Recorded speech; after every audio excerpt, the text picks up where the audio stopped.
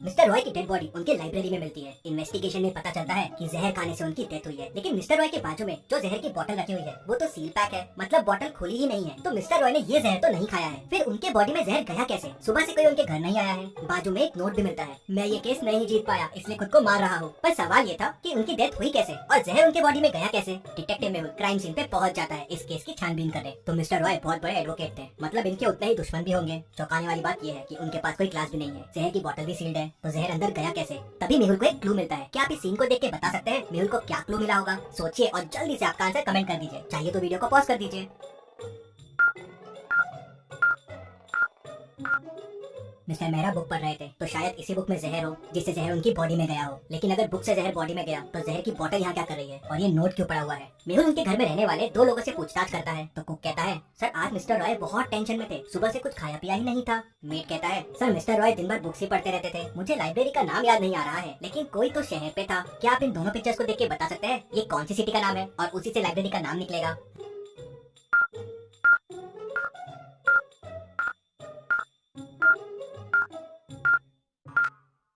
Rat plus lamp मतलब Ratlam. Ratlam library. Mehul तुरंत Ratlam library पहुंच जाता है। मेहुल लाइब्रेरियन से उस बुक के बारे में पूछता है, तो लाइब्रेरियन बताता है कि बुक पहले मिस्टर वर्मा लेके गए थे, उन्होंने सुबह लाके वापस रख दिया और फिर शाम को मिस्टर रॉय लेके गए। मिस्टर वर्मा ये कौन है? तो लाइब्रेरियन बताता है कि सर वो भी बहुत बड़े एडवोकेट है। मिस्टर रॉय और मिस्टर वर्मा के बीच में केस भी चल रहा है, काफी सीरियस केस चल रहा है वो। मेहुल तुरंत मिस्टर वर्मा के घर पहुंच जाता है। क्यों मारा तुमने मिस्टर रॉय को? मारा? क्या मिस्टर रॉय की डेथ हो गई? कब? कैसे? तुमने ही खून किया है उसका, बताओ क्यों किया? क्या आप मिस्टर वर्मा के घर को देख के बता सकते हैं मेहुल को ऐसा क्यों लगा? सोचिए और मुझे आपका आंसर कमेंट करके बताइए।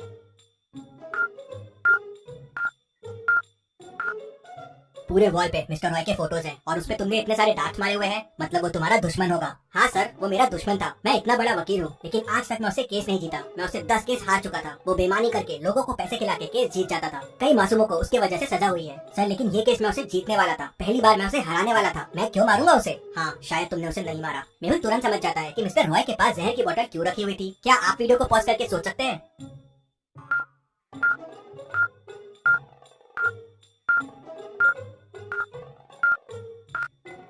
मिस्टर रॉय खुद ही मरने वाले थे। पहली बार वो केस हार रहे थे, लेकिन उसके पहले ही किसी ने बुक में पॉइजन लगा के उन्हें मार दिया। मेहुल वापस लाइब्रेरी जाता है। फिर मेहुल लाइब्रेरियन से पूछता है क्या कोई इस बुक को सुबह से शाम के बीच में लेके गया था? लाइब्रेरियन सोचता है और कहता है नहीं सर मैं तो यही था, कोई लेके नहीं गया था और वो बुक लास्ट रैक पे रखी है जहाँ कोई नहीं जाता है। हाँ लाइब्रेरी में किसी ने पढ़ा होगा तो बताना मुश्किल है। मेहुल उस रैक के फिंगरप्रिंट्स चेक करता है तो उसे बस 3 फिंगरप्रिंट्स मिलते हैं। क्या आप इन फिंगरप्रिंट्स को देख के बता सकते हैं ये फिंगरप्रिंट्स किसके हैं?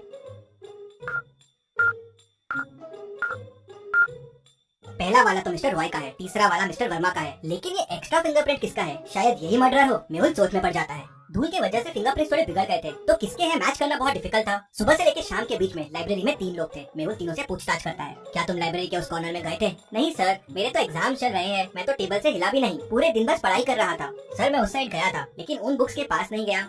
सर पीछे रैक्स के बुक्स बुरे हाल में हैं, पेजेस भी फट रहे हैं, तो मैं वहाँ क्या करने जाऊंगा? मेहुल थोड़ा सोचता है और तुरंत समझ जाता है कि कौन झूठ बोल रहा है। कैसे? क्या आप सोच के बता सकते हैं?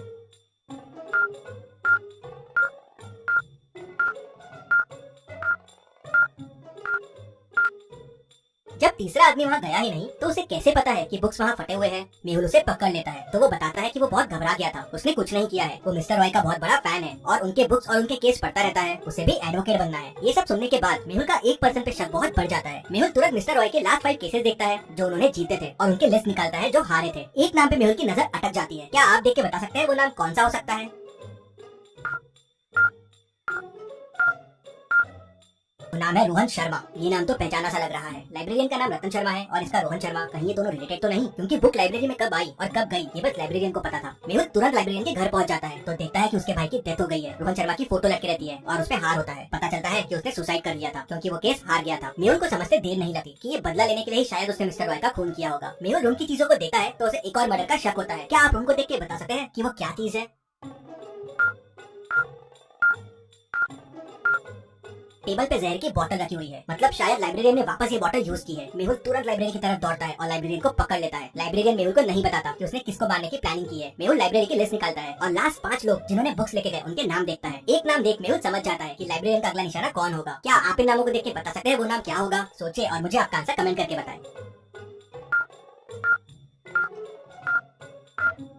और वो है Mister Verma. Mister Roy case जीत गए थे और मिस्टर वर्मा केस हार गए थे, तो लाइब्रेरियन उसे भी मारना चाहता था क्योंकि उसकी वजह से उसका भाई मर गया था। मेहुल तुरंत मिस्टर वर्मा के घर पहुंच जाता है और उन्हें बुक पढ़ने से रोक लेता है। मिस्टर वर्मा बच जाते हैं। मेहुल केस सॉल्व कर लेता है। Detective Mehul rocks. इसी बात पे जल्दी से वीडियो को लाइक कर दीजिए। चलिए अगली पहली देखते हैं।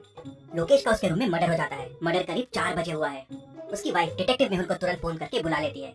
मेहुल क्राइम सीन को ध्यान से देखता है लेकिन उसे वहाँ कोई क्लू नहीं मिलता। फिर मेहुल उसके घर की मेड और कुक से पूछताछ करता है। मेड कहती है मैं तो करीब 3:30 को सर के रूम में चाय देने गई थी, उसके बाद मैं सर के रूम में नहीं गई। कुक कहती है सर मैं तो लोकेश सर के रूम में कभी नहीं जाती हूँ, मैं तो डिनर की तैयारी कर रही थी, यही किचन में थी। फिर वाइफ कहती है मैं करीब 3:45 को लोकेश के रूम में गई थी, वो स्टडी में था और चाय पी रहा था। मैं करीब 3:50 को रूम से बाहर आ गई और फिर सीधा मेरे रूम में चले गई। मेहुल तीनों की बातें सुनता है और तुरंत समझ जाता है कि खूनी कौन है। कैसे? क्या आप सोच के बता सकते हैं खूनी कौन है? सोचिए और मुझे आपका आंसर कमेंट में बताइए।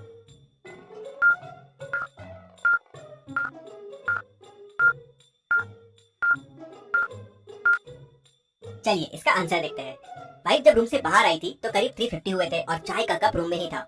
लेकिन जब मर्डर हुआ तो चाय का कप रूम में नहीं था। कप रूम से सिर्फ मेड उठा सकती है और वो कप डाइनिंग पे रखा हुआ है, ठीक मेड के पीछे। मतलब मेड जब कप लेने वापस गई होगी करीब 4 बजे, तब उसने लोकेश का खून किया होगा। मेहुल उसे पकड़ लेता है। चलिए अगली पहली देखते हैं।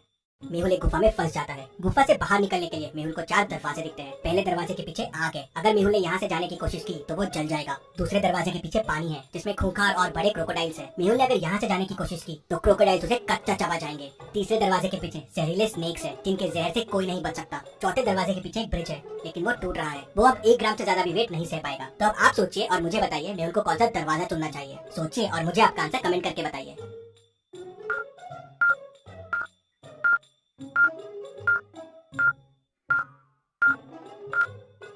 चलिए इसका आंसर देखते हैं। अगर आप ध्यान से देखेंगे तो गुफा के कोने में एक बाल्टी पड़ी हुई है। मेहुल दूसरा दरवाजा खोलेगा और बाल्टी लेके अंदर जाएगा। वो बाल्टी में पानी भर के लेके आएगा और पहले दरवाजे की आग बुझाना शुरू कर देगा। धीरे धीरे थोड़ी देर में आग बुझ जाएगी तो मेहुल पहले दरवाजे से निकल पाएगा। तो लॉजिकल आर्मी ऐसे और मेहुल वीडियोस के लिए चैनल को सब्सक्राइब करके बेल आइकन प्रेस कर दीजिए। Thank you.